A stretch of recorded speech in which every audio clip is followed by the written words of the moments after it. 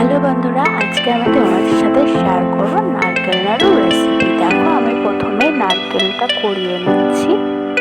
আমার এদিকে নারকেল কোড়ানো হয়ে গেছে। আমি একটি প্লেটে নিয়ে নিয়েছি নারকেলগুলো, আর এদিকে আমি কড়াই গরম করতে বসিয়ে দিয়েছি। ওইদিকে আমি নিয়েছি আখের গুড়, আখের গুড়গুলো ভেঙে নিয়েছি। আর এদিকে কড়াইয়ের মধ্যে আমি নারকেল আর গুড়টি দিয়ে দিয়েছি। এখন আমি নারকেল আর গুড়টি ভালো করে মিশিয়ে সুন্দর করে ওটাকে 5 থেকে 6 মিনিট নাড়বো।